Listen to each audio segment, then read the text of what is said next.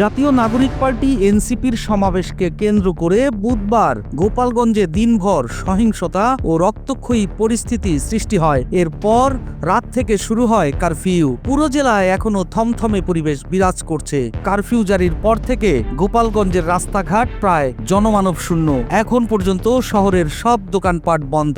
দু একটা রিকশা চলছে, রাস্তায় সেভাবে কাউকে দেখা যাচ্ছে না। বিএনপি ও জামায়াত ইসলামী ঘটনা তীব্রভাবে নিন্দা করেছে এবং সরকারকে কর্মীদের প্রতি সহিংসতা দমনে অভিযুক্ত করেছে। দেশের অস্থির অবস্থা বাড়তে থাকায় আগামী নির্বাচনের পূর্বে রাজনৈতিক উত্তেজনা আরও বাড়তে পারে বলে রাজনৈতিক বিশ্লেষকরা বলছেন। বান্ডেল থাকলে প্রতি সেনমানিতে টাকা বাঁচবে। বিকাশ সেনমানি বান্ডেল কিনে জিতুন প্রতি লেনদেনে। গোপালগঞ্জের ঘটনায় 4 জনের মৃত্যুর খবর পেয়েছেন উল্লেখ করে এর দায় গোয়েন্দা সংস্থা ও প্রশাসনের উপরই পড়ে বলে মন্তব্য করেছেন জাতীয় নাগরিক পার্টি এনসিপির আহ্বায়ক নাহিদ ইসলাম। একই সঙ্গে হুঁশিয়ারি দিয়ে বলেছেন, আমরা আবারও গোপালগঞ্জে যাব। জীবিত থাকলে জেলার প্রত্যেকটা উপজেলার প্রত্যেকটা গ্রামে কর্মসূচি করবে এনসিপি।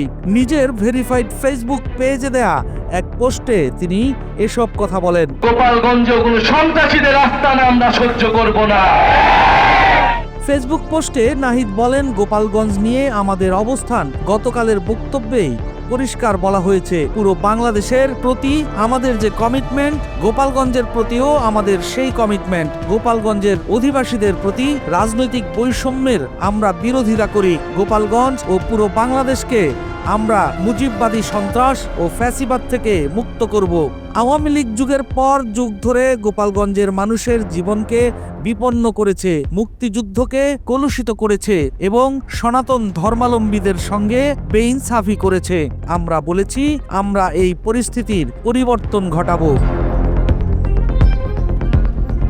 তিনি আরো বলেন, প্রশাসন ও গোয়েন্দা সংস্থা যদি সঠিক সময়ে সঠিক পদক্ষেপ নিত তাহলে এই পরিস্থিতি তৈরি হতো না। এই দায়ভার সরকার ও প্রশাসনকে নিতে হবে। আমরা পুরো ঘটনার সুষ্ঠু তদন্ত ও সন্ত্রাসীদের বিচার দাবি করছি। সুনির্দিষ্ট তথ্যের ভিত্তিতে সন্ত্রাসীদের গ্রেপ্তার করতে হবে।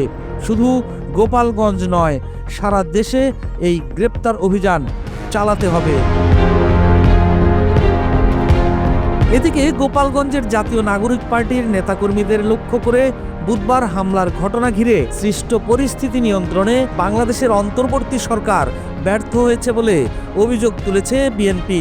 বুধবার রাতে দলটির ভারপ্রাপ্ত চেয়ারম্যান তারেক রহমানের সভাপতিত্বে স্থায়ী কমিটির এক সভায় এই বিষয়ে আলোচনা হয় বলে এক বিবৃতিতে জানানো হয়। এতে বলা হয়, গোপালগঞ্জের জাতীয় নাগরিক পার্টির সভায় আওয়ামী লীগের দুর্বৃত্ত ও সমর্থকদের হামলায় 4 জন নিহত হয় গভীর নিন্দা ও ক্ষোভ প্রকাশ করেছে বিএনপি। এই ঘটনা গণতান্ত্রিক প্রক্রিয়াকে ব্যাহত করার নীল নকশা বলে মনে করে দলটি।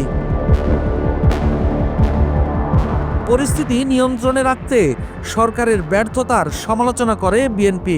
দলের পক্ষ থেকে বলা হয়, জাতীয় সংসদ নির্বাচনকে ব্যাহত করার জন্য একটি মহল পরিকল্পিতভাবে দেশের আইন শৃঙ্খলা পরিস্থিতির অবনতি ঘটাচ্ছে। মবক্রেসি, হত্যা, ছিনতাই, ডাকাতি, চাঁদাবাজি ইত্যাদি অপরাধমূলক কর্মকাণ্ড বৃদ্ধি পাচ্ছে। এই ব্যাপারে সরকারের সংশ্লিষ্ট বিভাগগুলোর অযোগ্যতা এবং নির্লিপ্ততা পরিস্থিতিকে আরও অবনতির দিকে নিয়ে যাচ্ছে।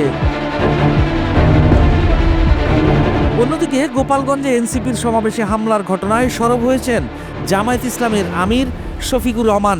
এক ফেসবুক পোস্টে এ নিয়ে কথা বলেছেন জামায়াত আমির। ওই পোস্টে জামায়াত আমির বলেন, গোপালগঞ্জে কি হচ্ছে?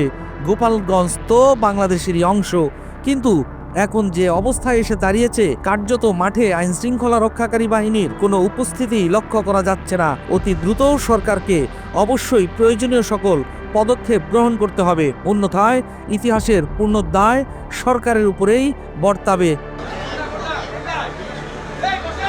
তবে গোপালগঞ্জের ঘটনায় বিএনপি, এনসিপি, জামায়াত যে সুরে কথা বলছে তাতে বোঝা যাচ্ছে সকলেরই অভিযোগের তীর সরকারের দিকে। আর এমন পরিস্থিতিতে 5 আগস্ট পরবর্তী সংস্কার ও নির্বাচন ইস্যুতে তাদের মধ্যে যে মতানৈক্য ও বিভাজনের সৃষ্টি হয়েছিল তা অনেকটাই কমে যেতে পারে বলে মনে করছেন রাজনৈতিক বোদ্ধারা।